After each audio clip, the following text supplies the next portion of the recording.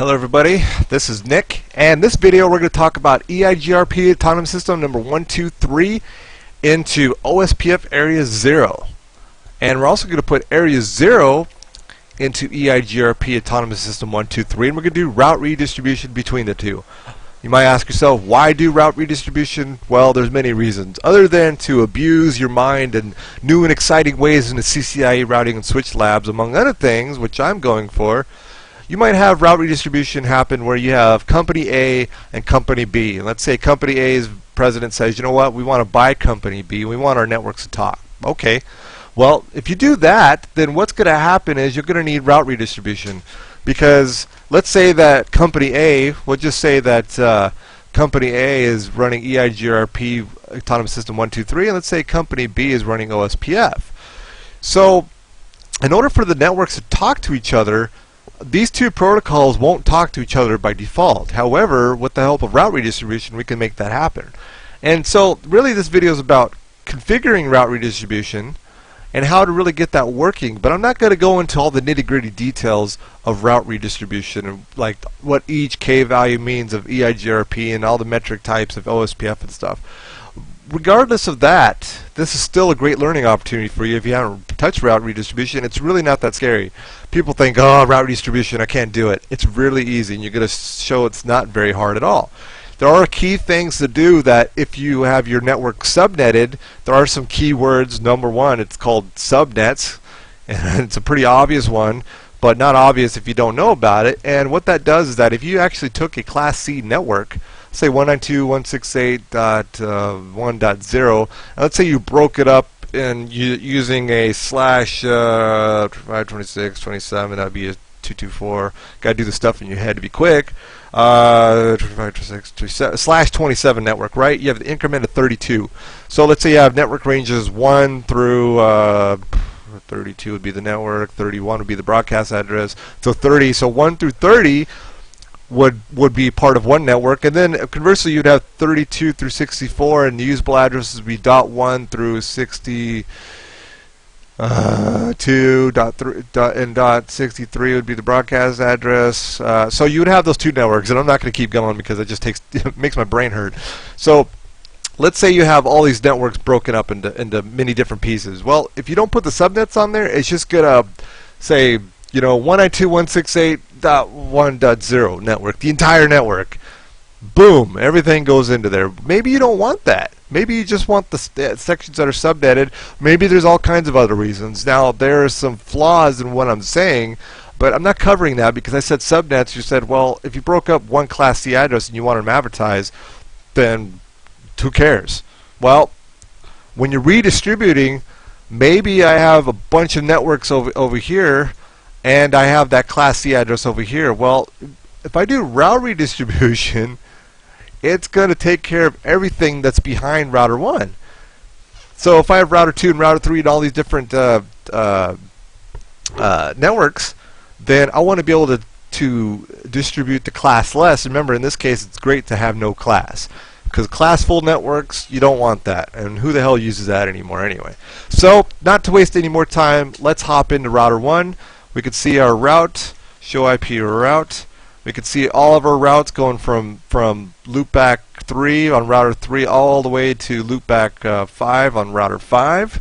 We could see it here and here. So we have full IP reachability. I can ping 5.5, and also we can ping router 3, and we can. So without any further delay, we're going to hop right into this bastard and we're going to configure it. So some hard and fast rules to follow before we begin. We need to configure, validate, and troubleshoot what we're going to do, as always, with every video I do. And we also need to figure out how to do the route redistribution. Well, we go into the routing protocol, and under that process, we distribute the routes from another routing protocol. So we go into the EIGRP process to redistribute OSPF routes, and conversely, we go into OSPF in order to redistribute EIGRP routes. So let's do that. I'm going to go into router EIGRP Autonomous System 123.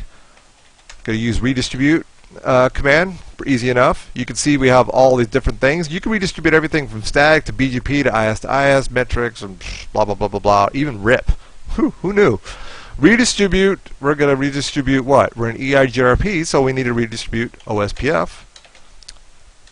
OSPF. Process ID.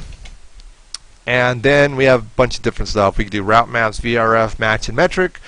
We are going to do metric. Okay? And then we have to put what? Well, since we're in EIGRP, what does EIGRP use?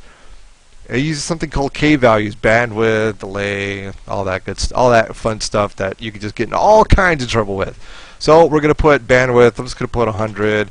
Delay, I'm going to put 10. EIGRP metric reliability is 100% reliable. Let's put 100. EIGRP effective bandwidth metric loading, where 255 is 100% loaded. Let's go half. Let's put 140. Sure, why not? I'm feeling crazy. MTU, let's put, I don't know, put 500. And then let's see, redistribution of OSPF routes. You know what? I'm just going to leave that alone. So we hit that. Now we go over to, actually, you know what? While we're here, let's go into router OSPF 1. Actually, it's always good to scroll up and see what you're doing. Let's see, redistribute. We are in EIGRP, so I'm going to go into router OSPF 1. And then what do we want to redistribute? EIGRP, autonomous system number 123. And then we do metric. And actually, you know what? We're going to do metric type. We'll start with that one. Metric, let's do type 2 routes. Now, when I do a type 2, you'll see E2 show up in the routing table. And I'll prove that to you.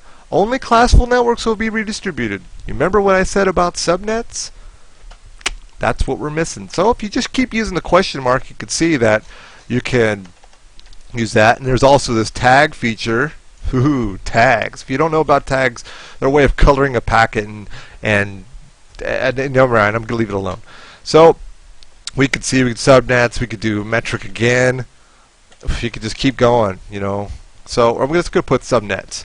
Now we're going to hop over to router 5 and we're going to see what happens. Well, we're going to see external routes, external to the OSPF area 0. And so let's see, IP route, and you see the previous IP show IP route. Actually, never mind. We see this, and check this out. The loopback 1 on router 1 is here, and then check out router 3, which is buried in here. And if you're wondering why it puts it this way, it's got to do with the longest match rule, but also what's more processor efficient on the Cisco router. Yeah. So we see the 3 network here, and you see it got redistributed via the 91, or I'm sorry, the next hop was 91.108.22.17. So we can see router 4 down here. So that looks great. Now you can see the external type 2. So if we go back up to router 1, redistribute, let's do type 1. See how the routing table changes. Do a show IP route, and now it's external type 1. So before we run out of time because of stinking YouTube and their 10-minute thing, and I have to talk really fast in order to fit this all in, we're going to go to router 1. I actually still go to router 3, and we're going to do show IP route, and we see EX, which means external type route, so we can see all the way. So now we should be able to ping. Let's do a trace 5.5.5.5. And there you can see it's going through 23.4, 31.1, and so on, hitting every router, hitting over there. So there you have it. That's route redistribution in a nutshell. I know it took a little under 10 minutes to do, but you really got to be able to be focused to do it this fast. Trust me, it's hard. I'm trying to get better and keeping the video shorter. So for now, I'm going to leave that alone. I'm going to have a route redistribution part 2. We're going to get more complicated, explain all the different variations of stuff. So for now, I'm Nick. And what I always say in life, when you're on an exam, when you're studying for a Cisco exam or you're working in a production network, you don't need good luck to set up a good network. You just need good skills. So I'm Nick, and we'll see you on the next video. And for now, I'm Nick, and I'm signing off. So see you later.